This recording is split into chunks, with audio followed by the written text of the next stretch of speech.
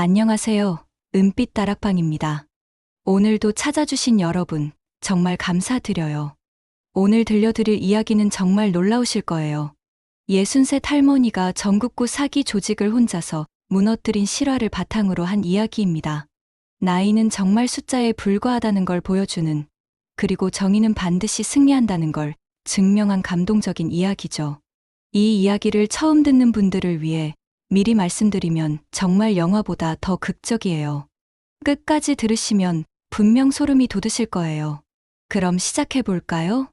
여러분, 안녕하세요. 제가 올해 63, 김경숙이라고 합니다. 전라남도 어느 작은 섬에서 평생을 살아온 사람이에요. 우리 섬에는 100가구 정도 살고 있는데 대부분이 70, 80 되신 어르신들이라 저는 젊은 축에 속해요.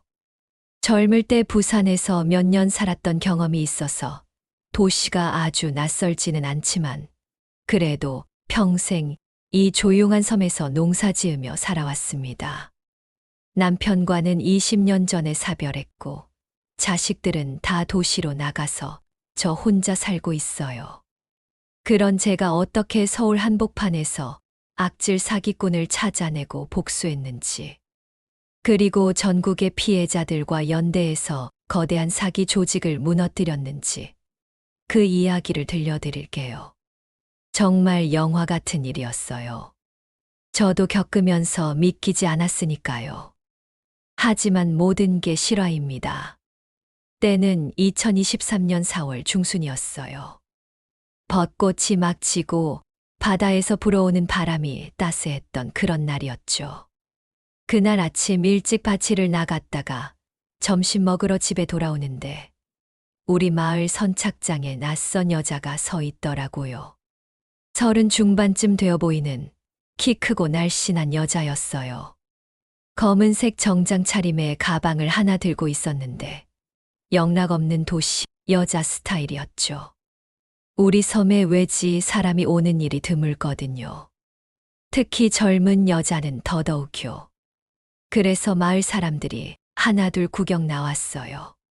그 여자가 마을 사람들 보더니 밝게 웃으면서 인사하더라고요. 안녕하세요. 저는 박민정이라고 합니다. 목소리가 참 곱더라고요. 서울말인데 그렇게 날카롭지 않고 부드럽고 정감 있게 말하는 거예요. 옆섬 출신인데 오랜만에 고향 근처에 와서 어르신들께 인사드리고 싶어서 왔어요. 옆섬이라고 하니까 마을 사람들 얼굴이 확 밝아지더라고요. 우리 섬이랑 옆섬은 옛날부터 왕래가 많았거든요. 친척들도 많이 살고 있고요. 70이 넘으신 김할머니가 가장 먼저 말을 걸었어요. 어머, 옆섬이라고. 거기 누구 딸이야? 아, 저희 아버지가 거기서 어업하셨어요. 박만수라고. 그 이름을 듣자마자 김할머니가 손뼉을 쳤어요.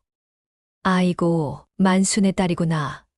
만수를 내가 어릴 때부터 알고 지냈는데. 사실인지 아닌지는 모르겠지만 그 순간 마을 분위기가 완전히 달라졌어요.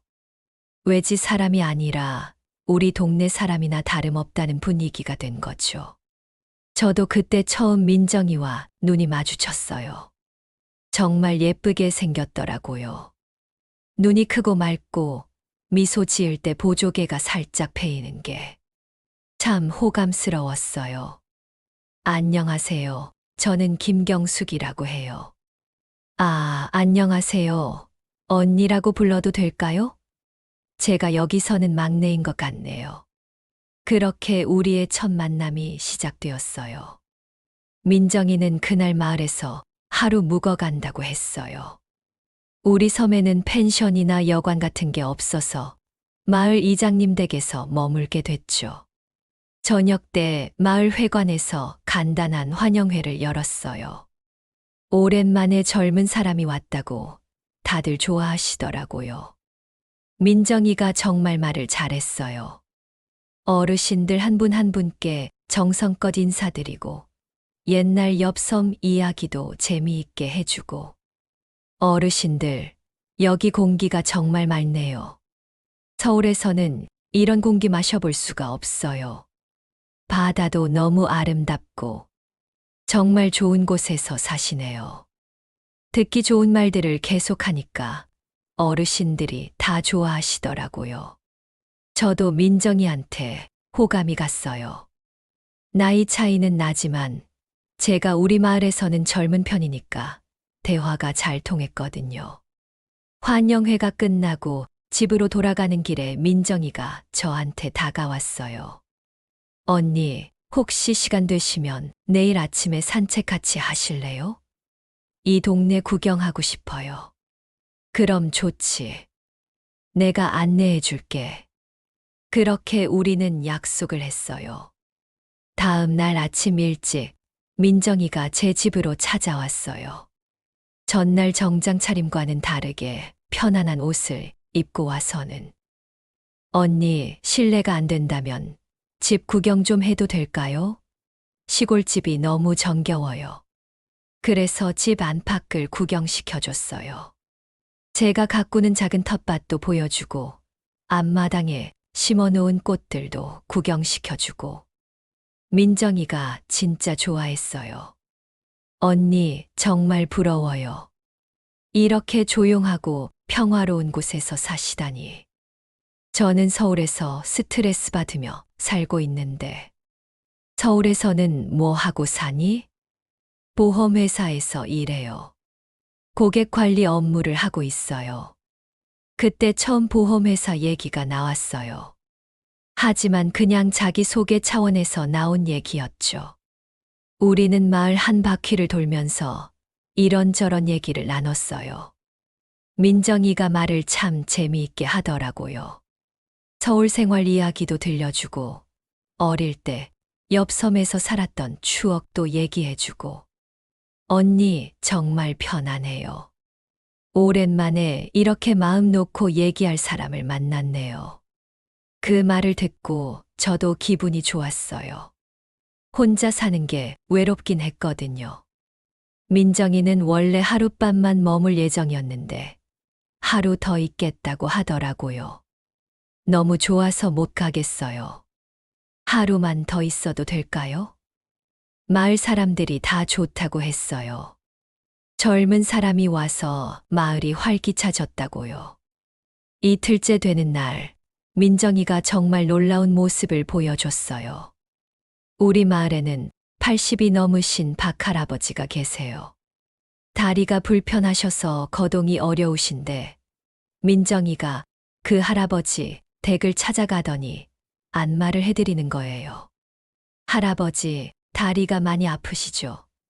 제가 배운 게 있어서 좀 도와드릴게요.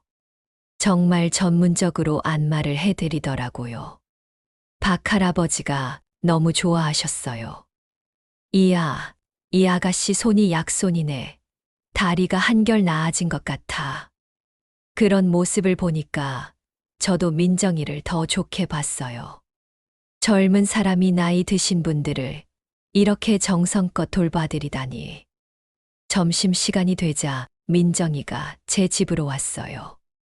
언니, 혼자 사시는데 밥 차리기 힘드시죠? 제가 해드릴게요. 정말로 부엌에 들어가서 밥을 해주더라고요. 솜씨도 제법 좋았어요. 밥을 먹으면서 더 많은 얘기를 나눴어요. 언니, 혼자 사시면서 외롭지 않아요? 글쎄, 외로울 때도 있지. 자식들이 도시로 다 나가고, 저도 혼자 살아요.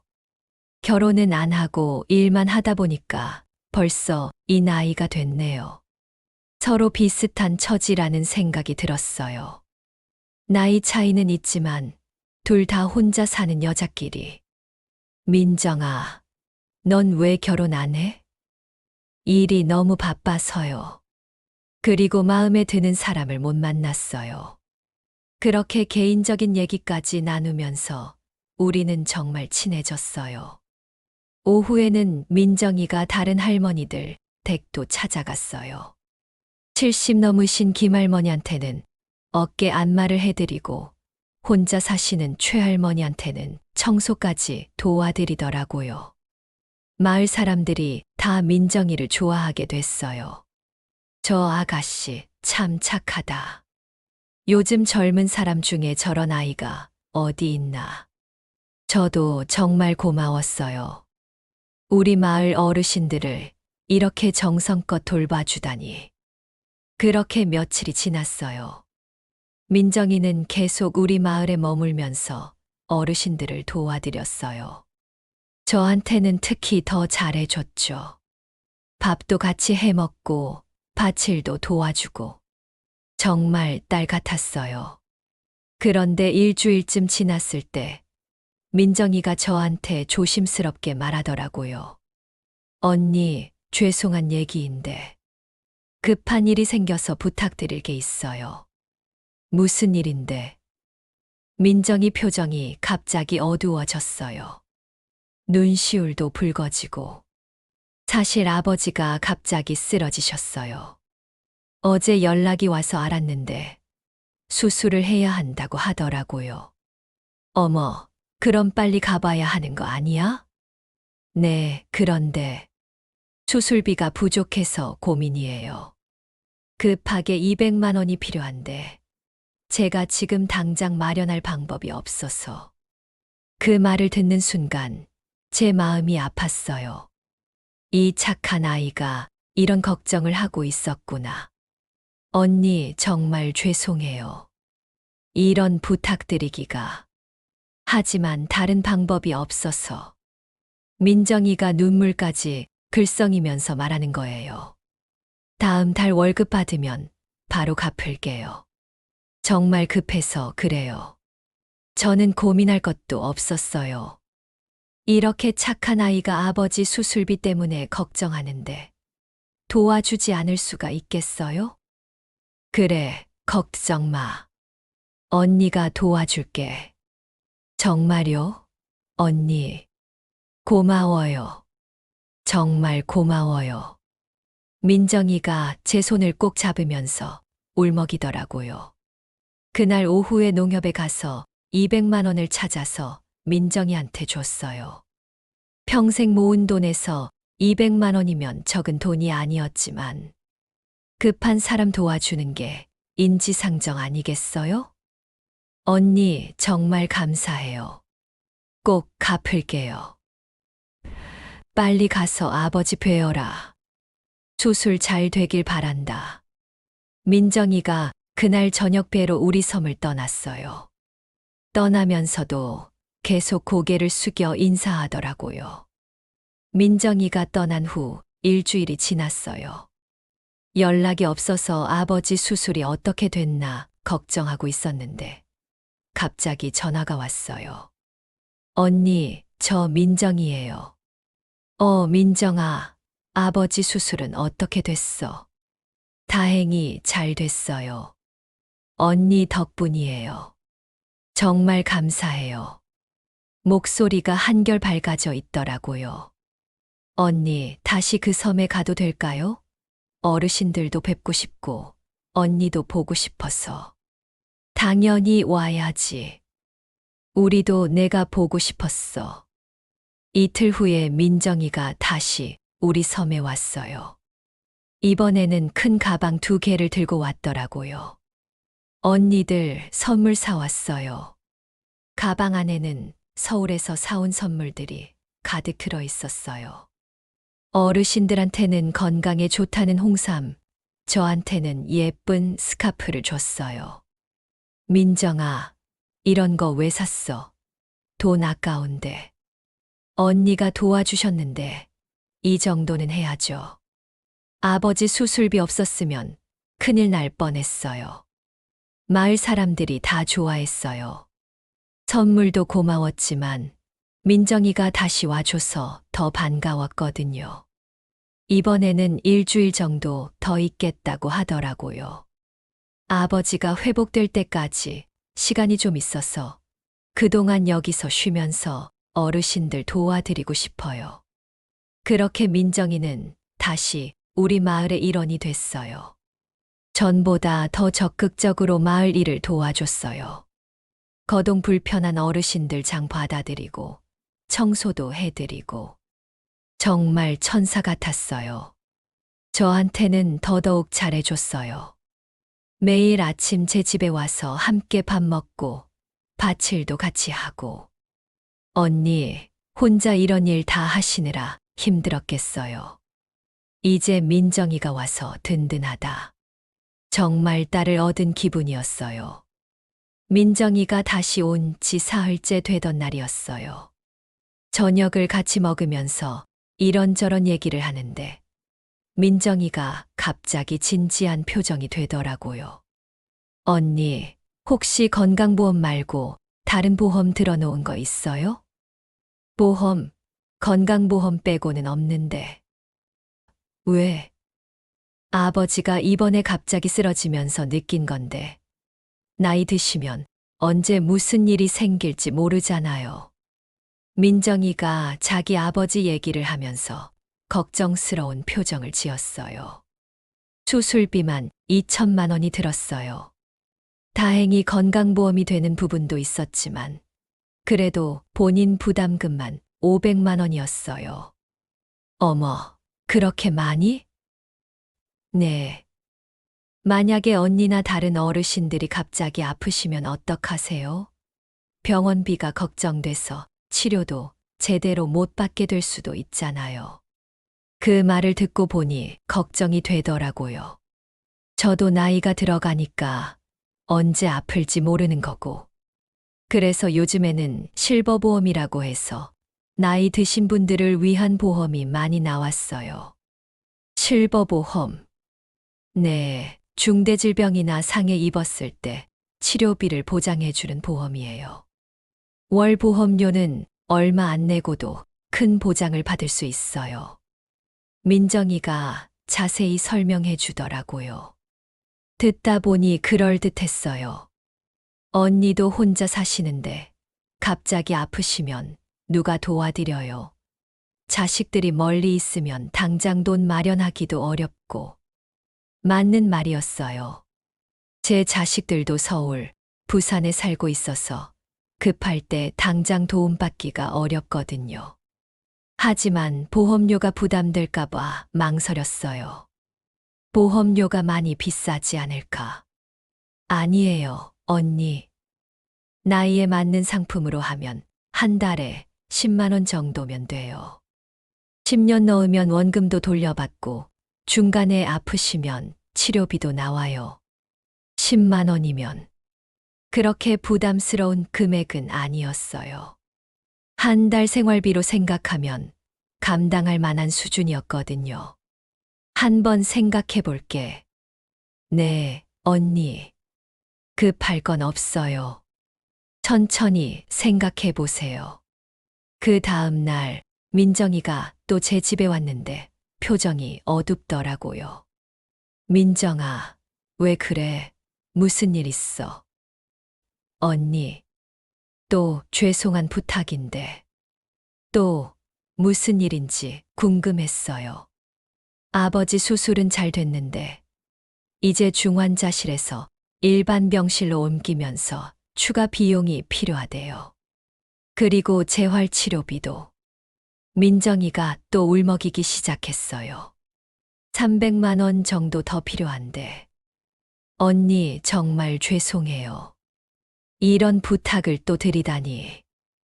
민정아, 울지 마. 아버지 치료가 중요하지. 사실 좀 부담스럽긴 했어요. 200만 원도 적은 돈이 아닌데 300만 원을 더 달라니. 하지만 민정이가 그동안 우리 마을 어르신들한테 얼마나 잘해줬는지 알고 있었거든요. 그리고 아버지가 아픈 상황에서 어떻게 모른 척 하겠어요? 알았어. 언니가 또 도와줄게. 언니, 정말 고마워요. 꼭 갚을게요. 이번에는 정말 마지막이에요. 그래서 300만 원을 더 빌려줬어요. 총 500만 원. 제 전 재산의 절반이었어요. 민정이가 정말 고마워했어요. 언니, 저 언니한테 정말 큰 빚을 졌네요. 어떻게 갚아야 할지. 빚이라는 말 하지 마. 우리가 무슨 사이인데. 언니가 아니었으면 아버지가 제대로 치료받기 힘들었을 거예요. 언니는 저희 가족의 은인이에요. 그런 민정이를 보니까 마음이 뿌듯했어요. 어려울 때 도와줄 수 있어서 다행이다 싶었거든요. 그날 밤 민정이가 다시 제 집에 왔어요. 언니 정말 감사한 마음에 이런 말씀 드리는 건데. 언니도 보험 하나 들어두세요. 아직 생각 중이야. 언니가 저를 이렇게 도와주시는 걸 보니까 정말 좋은 분이라는 걸 알겠어요. 그런데 언니도 언젠가는 도움이 필요할 때가 있을 거 아니에요. 민정이가 진지하게 말하더라고요. 저도 이번 일을 겪으면서 느꼈는데 미리 준비해 두지 않으면 정말 큰일 나는 것 같아요. 그 말이 마음에 와 닿았어요. 맞아. 나도 언젠가는 아플 수 있는 거고. 며칠 더 생각한 후에 저는 민정이한테 보험에 가입하겠다고 했어요. 민정아, 그 보험 한번 알아볼게. 정말요? 언니 정말 잘 생각하셨어요. 민정이가 너무 기뻐하더라고요. 언니, 제가 일하는 회사 상품 중에서 언니한테 딱 맞는 걸로 추천해 드릴게요. 그 다음 날, 민정이가 두꺼운 서류 뭉치를 가져왔어요. 이게 상품 설명서예요. 한번 읽어보세요. 정말 두꺼웠어요. 그런데 내용을 보니까 그럴듯하더라고요. 회사 이름도 SAMSUNG 생명보험이라고 적혀 있고, 도장도 빨갛게 찍혀 있고, 월 보험료가 10만 원이고, 10년 납입하시면 1,200만 원 납입하게 되는 거예요. 그런데 중간에 해지하셔도 원금의 80% 이상은 돌려드려요. 그리고 암, 뇌졸중, 심근경색 같은 중대 질병에 걸리시면 치료비 전액과 함께 위로금으로 2천만 원을 드려요. 설명을 들어보니까 정말 좋은 상품 같았어요. 민정아, 그런데 첫 납입금을 많이 내면 할인 같은 게 있어.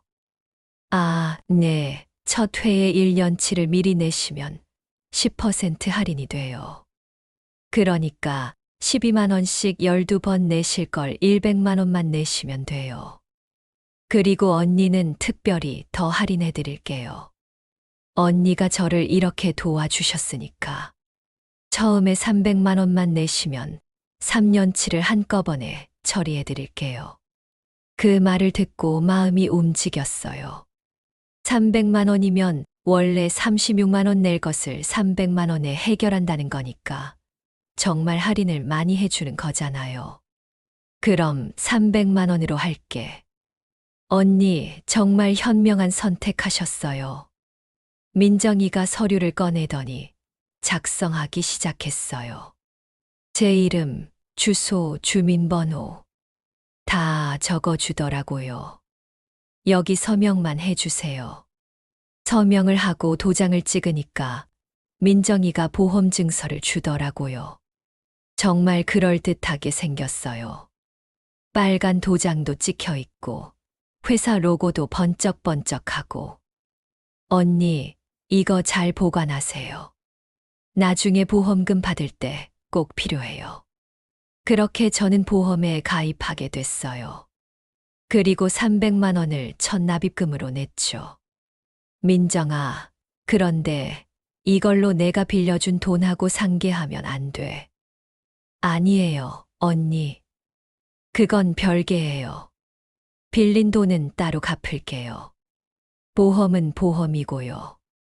민정이가 단호하게 말하더라고요. 그런 모습을 보니까 더 믿음이 갔어요. 돈 문제를 확실하게 구분해서 생각하는 게 오히려 믿을만 했거든요. 제가 보험에 가입했다는 소식이 마을에 퍼졌어요. 마을이 작다 보니까 금방 알려지더라고요. 김할머니가 제일 먼저 물어보셨어요. 경수가 너 보험 들었다며? 어떤 보험이야? 민정이가 소개해 준 건데 괜찮은 것 같더라고. 그러자 김할머니가 관심을 보이시더라고요. 나도 한번 알아볼까? 요즘 몸이 여기저기 아픈데. 민정이한테 말하니까 정말 좋아하면서 김할머니한테도 상담해 드렸어요. 할머니, 연세가 많으시니까 더더욱 필요하세요. 언제 무슨 일이 생길지 모르잖아요. 김할머니도 가입하셨어요. 나이가 더 많으시니까 보험료는 조금 더 비쌌지만 그래도 월 15만 원 정도였어요. 그렇게 하나둘 가입하기 시작했어요. 박 할아버지, 최할머니, 이 할아버지. 민정이가 정말 정성껏 상담해 드렸어요. 각자 나이와 건강 상태에 맞춰서 상품을 추천해 주고 보험료도 부담되지 않게 조정해 주고 할아버지는 다리가 불편하시니까 상해보험을 추가로 넣어 드릴게요. 할머니는 고혈압이 있으시니까 심혈관 질환 특약을 넣어 드리는 게 좋겠어요. 정말 전문적이었어요. 역시 보험회사에서 일하는 사람답더라고요. 일주일 만에 우리 마을 15가구 중에 12가구가 보험에 가입했어요. 안 한 집은 워낙 나이가 많아서 보험료가 부담되는 집들 뿐이었어요. 민정이가 정말 바빴어요. 하루 종일 이 집 저 집 다니면서 상담해주고 서류 작성해주고. 민정아, 너무 고생하는 거 아니야? 아니에요, 언니. 좋은 일 하는 거라 기뻐요. 어르신들이 안심하고 사실 수 있게 도와드리는 거잖아요. 정말 보람 있는 일을 한다고 생각했어요. 보험 가입이 거의 마무리된 어느 날, 민정이가 저한테 또 조심스럽게 말하더라고요. 언니, 또 부탁드릴 게 있어요. 또 뭔데? 아버지 퇴원하시면서 집을 좀 수리해야 하는데, 계단에 난간도 설치하고 화장실도 장애인용으로 바꿔야 하거든요. 그럼 돈이 또 들겠네? 네. 200만 원 정도 더 필요해서. 언니, 정말 죄송해요. 이번에는 좀 망설였어요. 벌써 500만 원을 빌려줬는데 또 200만 원을 달라니. 민정아, 돈이 너무 많이 들어가는 거 아니야? 언니, 저도 정말 미안해요. 하지만 아버지가 집에서 생활하시려면 꼭 필요한 공사거든요. 민정이가 정말 죄송하다는 표정으로 말하더라고요. 다음 달 보험 수당 나오면 바로 갚을게요. 이번 달에 계약을 많이 했으니까 수당도 많이 나올 거예요. 그래, 민정이가 우리 마을에서 보험 계약을 12건이나 했으니까 수당도 제법 나올 거예요. 결국 200만 원을 더 빌려줬어요. 총 700만 원. 제 전 재산의 대부분이었어요. 그런데 민정이한테서만 부탁받은 게 아니었어요. 며칠 후에 김할머니가 저한테 이상한 얘기를 하시더라고요. 경수가 민정이한테 돈 빌려줬어. 응, 아버지 수술비 때문에. 나도 빌려줬어. 150만 원. 뭐, 할머니도. 그제야 알았어요. 민정이가 저한테만 돈을 빌린 게 아니었구나. 더 알아보니까 마을 사람들이 거의 다 민정이한테 돈을 빌려줬더라고요. 각각 다른 이유로요. 박 할아버지한테는 동생이 사업 실패해서 급하게 돈이 필요하다고 했고, 최할머니한테는 교통사고 났는데 보험 처리가 안 돼서라고 했고, 모두 그럴듯한 이유였어요. 그래서 의심하지 않았던 거죠. 총 얼마나 빌렸는지 계산해 보니까 개인적으로 빌린 돈만 4천만 원이었어요. 보험료까지 합치면 총 1억 2천만 원. 그때까지도 저는 별로 의심하지 않았어요. 민정이가 그동안 우리한테 얼마나 잘해줬는데. 설마 사기를 치겠어요? 민정이가 우리 마을에 온 지 한 달이 다 되어 갔어요. 어느 날 저녁 민정이가 제 집에 와서는 아쉬운 표정으로 말하더라고요. 언니, 내일 서울로 돌아가야 해요. 벌써 좀 더 있다가 가면 안 돼. 아버지 상태가 좋아져서 이제 제가 직장에 나가야 하거든요. 너무 오래 휴직하면 안 되니까. 그럴 수밖에 없죠. 민정이도 생활이 있는 거고. 언니들한테 정말 감사했어요. 특히 언니한테는 정말 큰 빚을 졌네요. 빚이라는 말 하지 마. 언제든 갚으면 되는 거야. 빨리 갚을게요. 다음 달 급여하고 수당 받으면 바로 보내드릴게요. 그날 밤 마을 회관에서 민정이 환송회를 열었어요. 마을 사람들이 다 나와서 아쉬워했어요. 민정아, 자주 놀러 와라. 어르신들 건강 조심하세요. 보험 관련해서 궁금한 거 있으면 언제든 연락하세요. 다음 날 아침 일찍 민정이가 큰 가방 2개를 들고 선착장으로 나왔어요.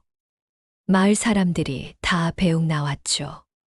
언니, 정말 고마웠어요. 꼭 연락드릴게요. 배가 출발하면서 민정이가 계속 손을 흔들더라고요. 우리도 배가 안 보일 때까지 손을 흔들었어요. 정말 좋은 아이였는데 아쉬웠어요. 그런데 그게 민정이와의 마지막 만남이 될 줄 몰랐어요. 민정이가 떠난 후 일주일이 지났어요. 연락이 없어서 좀 이상하다 싶었지만 바쁠 거라고 생각했어요. 그런데 2주일이 지나도 연락이 없더라고요. 제가 먼저 전화를 걸어봤어요. 여보세요, 민정아. 그런데 전화를 받지 않았어요. 문자도 보냈는데 답이 없었어요. 바쁜가 보다. 그렇게 생각하고 기다렸어요. 한 달이 지나자 첫 번째 보험료 납입일이 됐어요. 월 10만 원씩 내기로 했거든요. 그런데 민정이한테 연락이 안 됐어요. 계좌번호도 모르고 어떻게 납입해야 하는지 모르겠더라고요. 이상하다 싶어서 보험증서에 적힌 보험회사에 전화를 걸어봤어요. 여보세요. SAMSUNG 생명보험인가요? 죄송하지만 저희 회사 이름은 삼성생명보험입니다. 네, 맞아요. 그런데 박민정 직원이 저한테 보험을 가입시켜줬는데. 잠깐만요. 박민정이라는 직원을 찾아보겠습니다. 잠시 후 답변이 왔어요. 고객님, 죄송합니다만 저희 회사에는 박민정이라는 직원이 없습니다. 네, 그럴 리가. 분명히 SAMSUNG 생명보험이라고 했는데. 그리고 고객님께서 말씀하신 보험 상품도 저희 회사에는 없습니다. 그 순간 머리가 하얘졌어요. 무슨 소리인지 이해가 안 됐거든요. 그럼 제가 가입한 보험은 뭔가요? 죄송합니다만 저희 회사와는 관련이 없는 것 같습니다. 혹시 사기를 당하신 건 아닌지 확인해 보세요. 사기, 민정이가 저를 속였다는 건가요? 전화를 끊고 보험증서를 다시 자세히 봤어요. 그런데 이상하더라고요. 회사 이름이 SAMSUNG 생명보험이 아니라 SAMSUMG 생명보험으로 되어 있었어요. U와 N의 위치가 바뀌어 있었던 거예요. 너무 교묘해서 자세히 보지 않으면 모를 정도였어요. 그날 저녁 저는 마을 사람들을 회관으로 불렀어요. 다들 무슨 일인지 궁금해하며 모였죠. 여러분, 큰일 났어요. 제가 보험회사에 전화해본 이야기를 다 해줬어요. 사람들이 듣더니 얼굴이 하얘지더라고요. 그럼 우리가 민정이한테 속은 거야? 보험이 가짜라는 거야? 각자 보험 증서를 가져와서 확인해 봤어요. 다 똑같았어요. SAMSUMG 생명보험으로 되어 있었어요. 그때서야 모든 게 명확해졌어요. 민정이가 우리를 모두 속인 거였어요. 김할머니가 울기 시작했어요. 내가 평생 모은 돈을 다 털렸구나. 박 할아버지도 한숨을 푹푹 쉬시더라고요. 에이, 늙어서 사기당한 거 어쩔 수 없다. 공부값이라고 생각하자. 하지만 저는 달랐어요. 민정이한테 빌려준 돈만 700만 원, 보험료로 낸 돈까지 합치면 1000만 원이 넘어요. 그냥 포기하기에는 너무 큰 돈이었어요. 무엇보다 화가 났어요. 우리를 이렇게 친절하게 대해주면서 속였다니. 정말 배신감이 컸어요. 여러분, 우리가 이대로 당하고 있을 수는 없어요. 그럼 어떡하겠어? 민정이는 어디 갔는지도 모르는데. 찾아야죠. 서울이라고 해도 얼마나 넓다고. 사실 막막했어요. 서울에서 한 사람을 찾는다는 게 쉬운 일이 아니잖아요. 하지만 포기할 수는 없었어요. 제가 서울에 가서 민정이를 찾아보겠어요. 경수가 너무 무모한 거 아니야? 서울이 얼마나 큰 곳인데. 그래도 해봐야죠. 이대로 당하고 있을 순 없어요. 그 다음 날부터 저는 서울행을 준비했어요. 먼저 민정이가 남긴 단서들을 모아봤어요. 민정이 핸드폰 번호, 가짜 보험회사 명함, 그리고 제가 기억하는 민정이의 외모. 핸드폰 번호로 역추적할 수 있을까 싶어서 경찰서에도 가봤어요. 할머니, 피해 금액이 얼마나 되세요? 우리 마을 전체로는 1억 2천만 원 정도 돼요. 그 정도면 충분히 수사할 만한 사건이네요. 신고 접수해 드릴게요. 경찰서에서는 수사하겠다고 했지만 언제 결과가 날지 모르겠더라고요. 할머니, 사기 사건은 시간이 오래 걸려요. 몇 달, 길게는 몇 년 걸릴 수도 있어요. 그렇게 기다릴 수는 없었어요. 시간이 지날수록 범인을 찾기 어려워질 테니까요.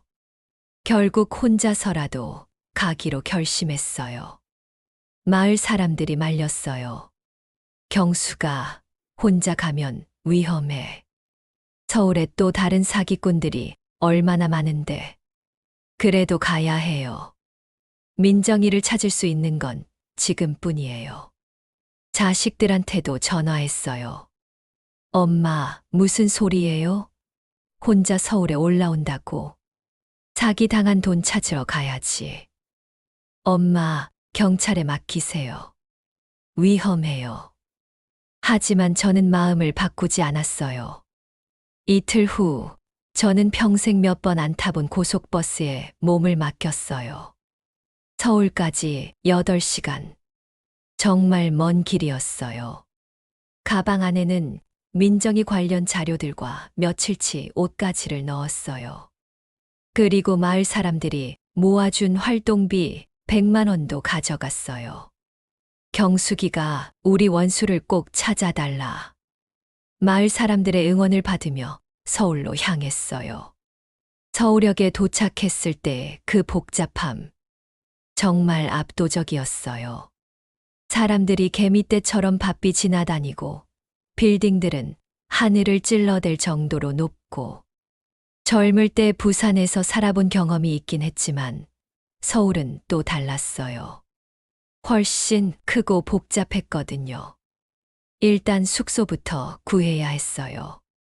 역 근처에서 저렴한 모텔을 찾아서 짐을 풀었어요. 그리고 민정이가 준 가짜 명함을 꺼내봤어요. 주소는 서울 강남구로 되어 있었어요. 일단 거기부터 가보자. 지하철을 타고 강남으로 갔어요. 지하철 노선도를 보니까 너무 복잡하더라고요. 몇 번 갈아타야 하는지. 1시간 만에 겨우 도착했어요. 명함에 적힌 주소를 찾아갔는데 역시나 거기는 다른 회사들이 들어있는 빌딩이었어요. SAMSUMG 생명보험은 어디에도 없었어요. 빌딩 관리소에 물어봤어요. 혹시 여기 보험회사 있었나요? 보험회사요? 아니요. 여기는 IT 회사들만 들어있어요. 그럼 박민정이라는 사람 아세요? 모르겠는데요. 첫날은 완전히 허탕이었어요. 모텔로 돌아와서 생각해 봤어요. 이렇게 무작정 찾아서는 안 되겠구나. 좀 더 체계적으로 접근해야겠어요. 그날 밤 인터넷으로 사기 사건 수사 방법에 대해 알아봤어요. 민정이 핸드폰 번호로 추적하는 방법은 없을까?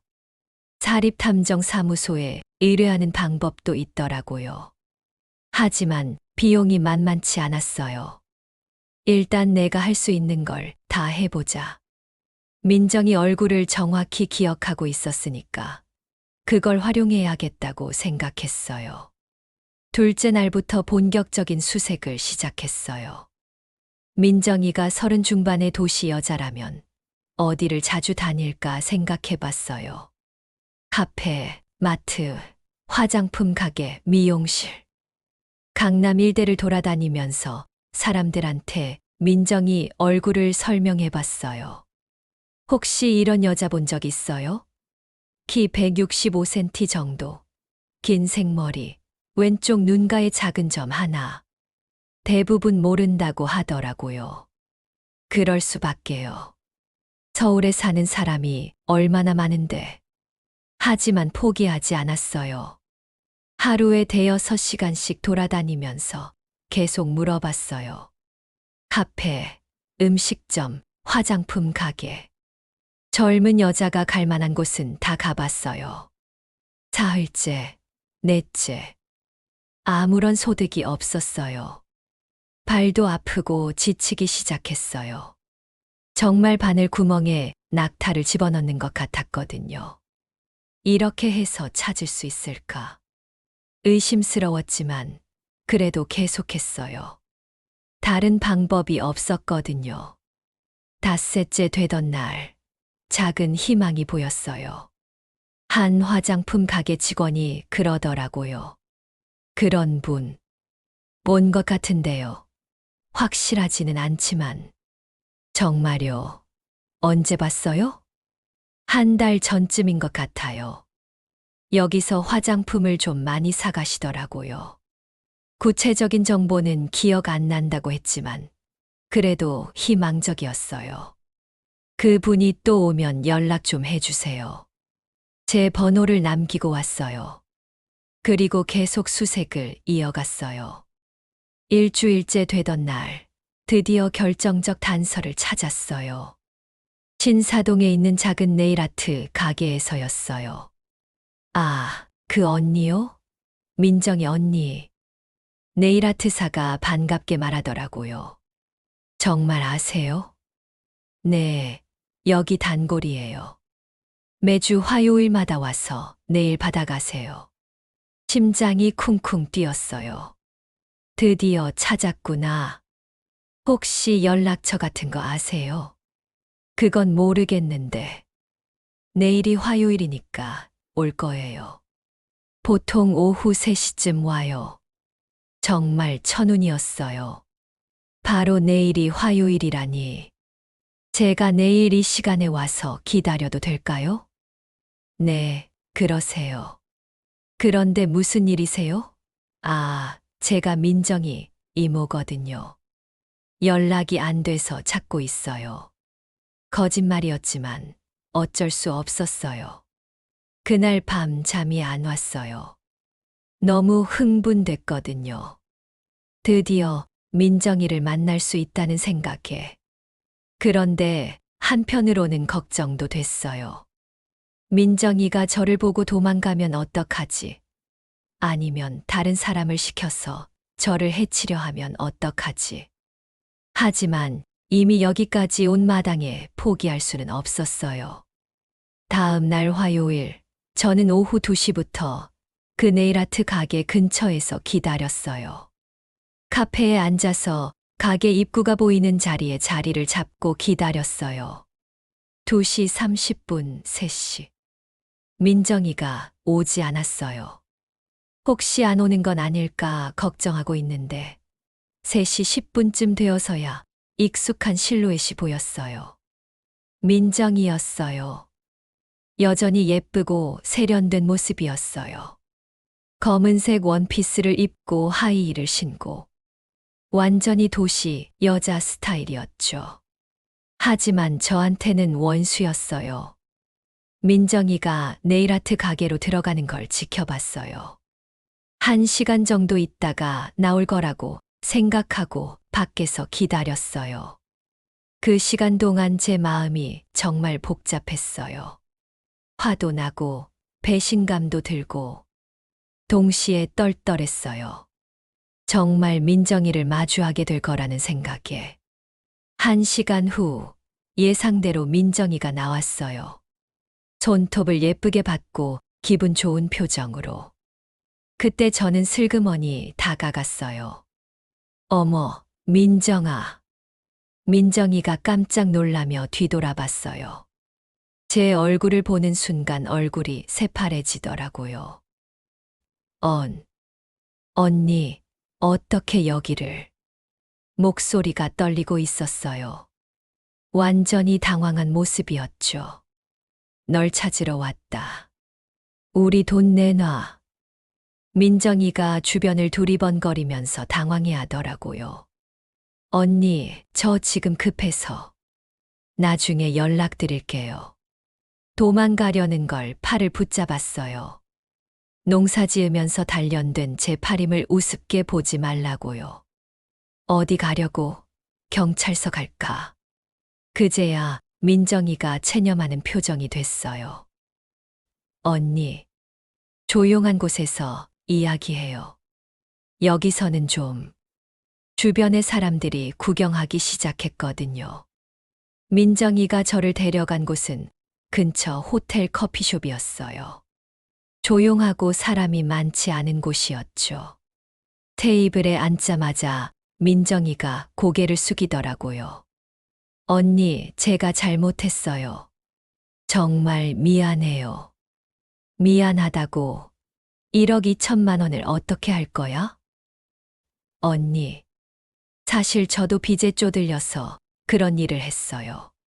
정말 어쩔 수 없어서. 민정이가 울기 시작했어요. 하지만 저는 동정하지 않았어요. 우리를 그렇게 교묘하게 속인 사람한테 동정할 마음이 어디 있겠어요? 빚. 그래서 우리 같은 늙은이들 등쳐먹은 거야. 언니, 정말 죄송해요. 그런데 이미 돈을 다 써버렸어요. 다 썼다고? 1억 2천만 원을. 네. 빚도 갚고 생활비도 쓰고 정말 한 푼도 남은 게 없어요. 거짓말인지 진짜인지 알 수 없었지만 민정이 표정이 정말 절망적이었어요. 그럼 어떻게 할 거야? 우리 마을 사람들한테 어떻게 책임질 거야? 민정이가 한참 동안 말이 없더니 조심스럽게 입을 열었어요. 언니, 시간만 주시면 조금씩이라도 갚을게요. 시간 얼마나? 몇 년 걸릴지 모르겠지만 정말 갚을게요. 그때 저는 한수를 뒀어요. 사실 서울에 오기 전에 이미 계획을 세워뒀거든요. 민정아, 내가 진짜로 잘못했다고 생각한다면 내가 도와줄 방법이 있어. 민정이 눈에 희망이 보이기 시작했어요. 정말요? 어떤 방법이요? 너 혼자서 1억 2천만 원을 갚을 수는 없잖아. 하지만 내가 속인 사람들을 다 모으면 집단 소송할 수 있어. 집단 소송요? 그래. 너는 자수하고 증인이 돼. 그러면 형량이 줄어들 거야. 민정이가 놀란 표정을 지었어요. 그런데 그럼 저는 어떻게 되나요? 감옥에 가겠지. 하지만 진짜로 반성하고 협조하면 형량이 줄어들 수도 있어. 사실 저는 이미 인터넷으로 다 알아봤어요. 사기죄의 양형 기준, 집단 소송 절차, 증인 협조 시 감형 가능성까지. 민정이가 잠시 고민하더니 결심한 듯 말했어요. 언니, 사실은 저 혼자 한 게 아니에요. 뭐라고? 조직이 있어요. 저는 그냥 실무자일 뿐이에요. 더 큰 충격이었어요. 조직적으로 계획된 사기였다는 거네요. 조직이 어떻게 돼 있는데? 민정이가 털어놓기 시작했어요. 저는 몰래 핸드폰으로 녹음하고 있었어요. 총책이 있고 지역별 담당자가 있어요. 저는 경상도 담당이었어요. 경상도. 그럼 다른 지역에도? 네. 전국적으로 활동하고 있어요. 제주도부터 강원도까지. 정말 놀라웠어요. 우리 마을만 당한 게 아니었구나. 그럼 총 피해액이 얼마나 돼? 저도 정확히는 모르지만 아마 수십억 원은 될 거예요.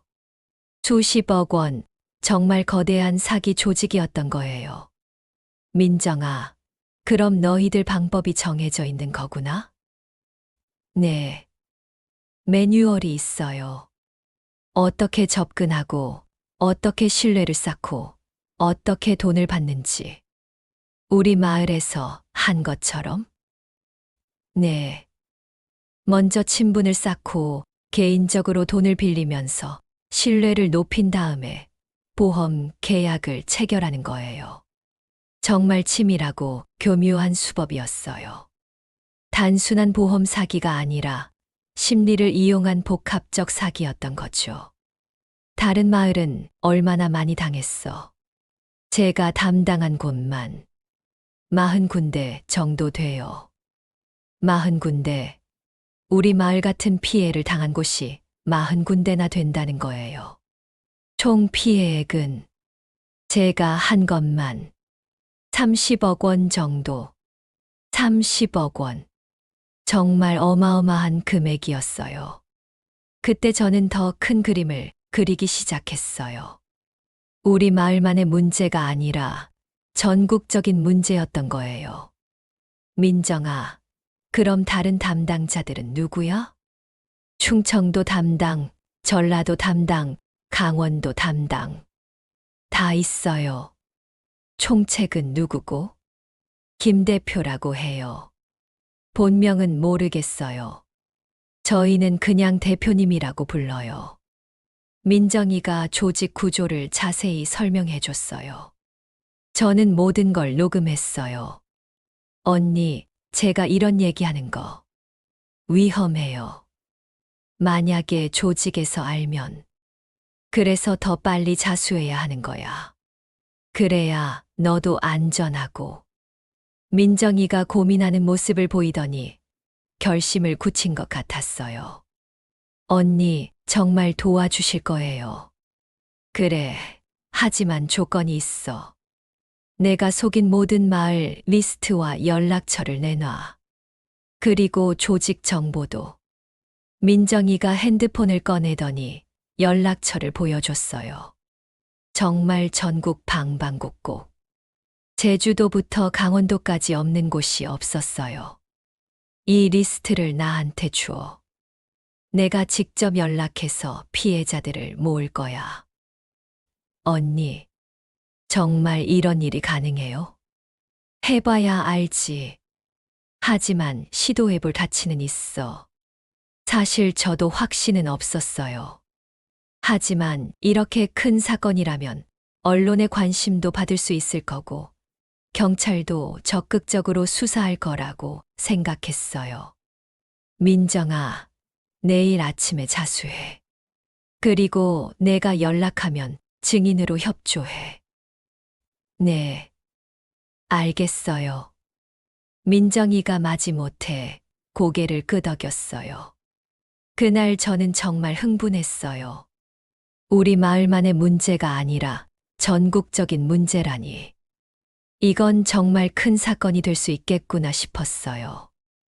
다음 날 아침 일찍 민정이한테 연락이 왔어요. 언니, 자수했어요. 어디서? 서초경찰서요.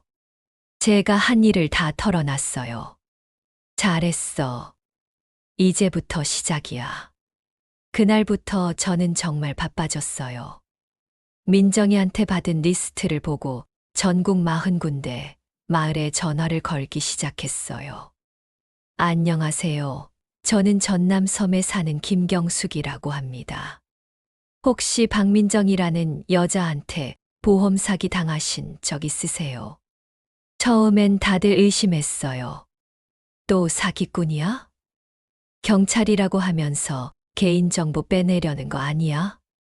하지만 민정이 얼굴 특징이며 사기 수법이며 자세히 설명해 주니까 모두들 놀라더라고요. 어떻게 그걸 다 알고 있어요? 제가 서울에서 그년을 찾아냈어요. 지금 자수시켰고요. 정말요? 어떻게 그런 일이? 전화 한 통화하는데 1시간씩 걸렸어요. 각 마을의 피해 상황을 듣고 연대 가능성을 타진하고 일주일 만에 40군데 마을과 모두 연락이 닿았어요. 피해자가 총 500명, 피해액이 30억 원. 모든 마을 사람들이 저한테 고마워했어요. 할머니가 우리 원수를 잡아줬네. 정말 고생 많으셨어요. 어떻게 혼자서 이런 일을. 이제 우리가 함께 싸워야 해요. 집단 소송을 해서 꼭 처벌받게 해야 해요. 각 마을에서 대표를 정해서 서울에서 만나기로 했어요. 일주일 후 서울에서 전국 피해자 대표들이 모였어요.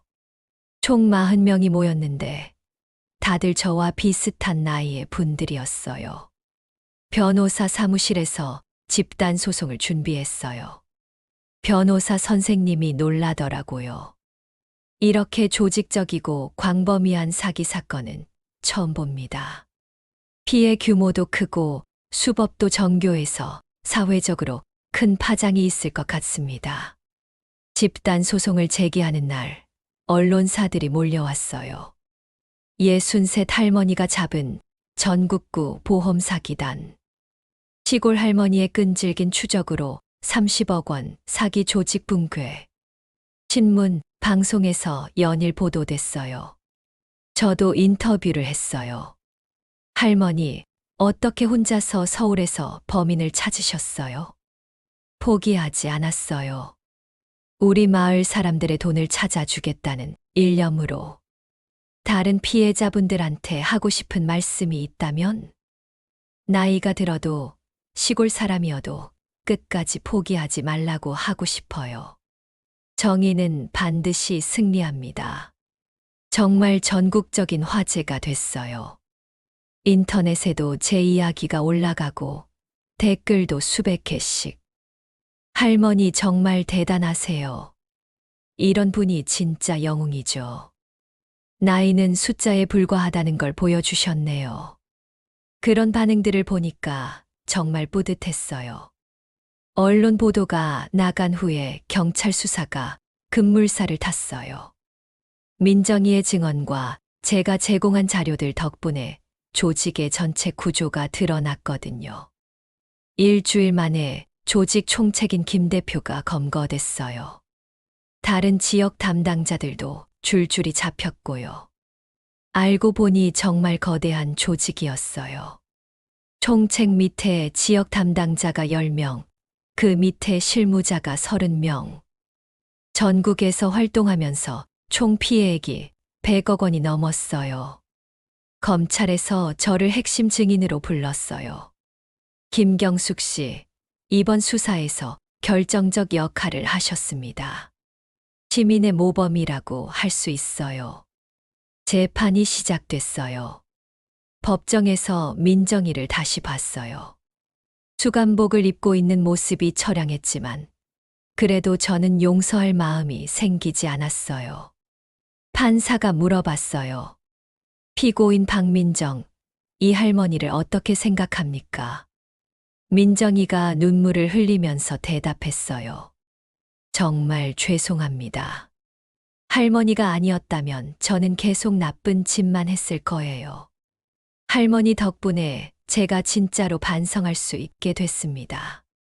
그 말을 듣고도 마음이 쉽게 누그러지지는 않았어요. 하지만 그래도 민정이가 진심으로 반성하고 있다는 건 느낄 수 있었어요. 재판은 6개월 동안 계속됐어요. 그동안 저는 서울과 우리 섬을 오가면서 증언하고 자료를 제공했어요. 드디어 판결이 나왔어요. 조직 총책 김 대표는 징역 7년, 민정이는 적극적으로 수사에 협조한 점을 인정받아서 징역 3년, 다른 실무자들도 각각 2년에서 5년씩. 그리고 가장 중요한 건 피해액 전액 배상 명령이 나온 거였어요. 물론 그들한테 100억 원이 다 있지는 않았어요. 하지만 조직에 숨겨진 자산들을 찾아내서 절반 정도는 회수할 수 있었어요. 우리 마을도 6천만 원 정도 돌려받았어요. 완전히 다 돌려받지는 못했지만 그래도 대부분은 찾았으니까 다행이었어요. 무엇보다 중요한 건 전국에서 같은 피해를 당한 분들이 다 함께 힘을 합쳐서 악인들을 처벌했다는 거였어요. 마을로 돌아왔을 때 모든 사람들이 저를 영웅처럼 맞아줬어요. 경숙이가 우리 원수를 갚아줬다. 정말 대단해. 우리 마을의 자랑이야. 그런 말들을 듣고 있으니까 정말 뿌듯했어요. 그 사건 이후로 제 인생이 완전히 달라졌어요. 각종 언론에서 인터뷰 요청이 들어왔고, 다른 지역에서 사기 예방 강연 요청도 많이 왔어요. 할머니의 사기 예방법, 포기하지 않는 추격자, 시골 할머니의 서울 수사기, 이런 제목으로 여기저기 다니면서 강연했어요. 정말 바빠졌어요. 63세 이런 인생이 시작될 줄 몰랐거든요. 다른 섬이나 시골 마을에서 비슷한 사기를 당했다고 상담 전화도 많이 와요. 할머니, 저희도 이상한 사람이 와서 보험 팔았는데 어떻게 해야 해요? 젊은 여자가 와서 친하게 지내더니 돈을 빌려갔는데 연락이 안 돼요. 그럴 때마다 제 경험을 바탕으로 조언해드려요. 일단 경찰서에 신고하세요. 혼자 해결하려 하지 말고 주변 사람들과 상의하세요. 포기하지 마세요. 끝까지 추적하면 찾을 수 있어요. 정말 보람 있는 일이에요. 시도군에서 상도 받았어요. 모범시민상, 정의로운 시민상, 이런 것들. 신문사에서도 올해의 인물로 선정해줬고요. 예전에는 그냥 평범한 시골 할머니였는데, 이제는 사기 척결 전문가가 됐네요. 그리고 작년에 놀라운 소식을 들었어요. 민정이가 모범수로 1년 일찍 출소했다는 거였어요. 그리고 편지를 보내왔어요. 할머니께 정말 오랜만에 인사드립니다. 박민정입니다. 할머니 덕분에 감옥에서 정말 많이 반성했습니다. 제가 얼마나 큰 잘못을 했는지, 얼마나 많은 분들한테 상처를 드렸는지. 출소한 후에 진짜 보험회사에 취직했습니다. 이번에는 정말로 정직하게 일하고 있어요. 매달 피해자분들한테 조금씩이라도 배상하려고 노력하고 있습니다. 할머니가 아니었다면 저는 계속 나쁜 길로만 갔을 거예요. 정말 감사합니다. 언젠가 기회가 되면 직접 찾아뵙고 사죄드리고 싶습니다. 항상 건강하시길 바랍니다. 박민정 대리인 편지를 읽고 복잡한 마음이 들었어요. 화가 나는 마음도 있었지만 한편으로는 그래도 그 아이가 진짜로 뉘우치고 있구나 싶었어요. 마을 사람들한테 편지 내용을 알려줬더니 반응이 갈렸어요. 그래도 사기꾼은 사기꾼이야. 하지만 진짜로 반성하고 있는 것 같은데 저도 아직은 완전히 용서할 마음이 생기지 않아요. 하지만 시간이 지나면 마음이 좀 누그러질지도 모르겠어요. 이 모든 일을 겪으면서 정말 많은 걸 깨달았어요. 첫째, 나이는 정말 숫자에 불과하다는 거예요. 63이라고 해서 못할 일이 없어요. 의지만 있으면 뭐든지 할 수 있어요. 둘째, 혼자서는 한계가 있지만 여러 사람이 힘을 합치면 큰 일도 해낼 수 있다는 거예요. 전국의 피해자들이 연대해서 거대한 사기 조직을 무너뜨릴 수 있었거든요. 셋째, 포기하지 않는 게 가장 중요하다는 거예요. 민정이를 찾는 게 하늘의 별 따기 같았지만 끝까지 포기하지 않았기 때문에 찾을 수 있었어요. 그리고 무엇보다 정의는 반드시 승리한다는 걸 확신하게 됐어요. 요즘도 사기 사건이 많이 일어나고 있어요. 특히 우리 같은 시골 사람들, 나이 드신 분들을 노리는 사기꾼들이 많아요. 여러분도 조심하세요. 너무 친절한 낯선 사람이 접근하면 일단 의심해 보세요. 보험이나 투자 상품을 권유하면 반드시 가족이나 주변 사람들과 상의하세요. 돈을 빌려달라고 하면 아무리 그럴듯한 이유라도 신중하게 생각하세요. 그리고 만약 사기를 당했다면 절대 포기하지 마세요. 혼자서 해결하려 하지 말고 경찰서에 신고하세요. 주변 사람들한테 도움을 요청하세요. 나이가 많다고 시골 사람이라고 기죽지 마세요. 요즘 제 일상은 정말 바빠요. 아침에는 여전히 밭일을 해요. 농사는 제 평생의 업이니까요. 오전에는 사기 예방 상담 전화가 많이 와요. 전국에서 도움을 요청하시거든요. 오후에는 강연을 다니거나 언론 인터뷰를 해요. 저녁에는 피해자 모임에서 활동해요. 전국 피해자들과 계속 연락하면서 후속 대책을 논의하거든요.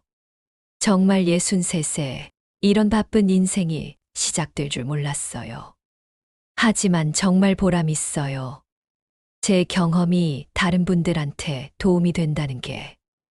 얼마 전에는 정부에서 사기 예방 캠페인 홍보대사로 위촉해달라는 제안도 받았어요.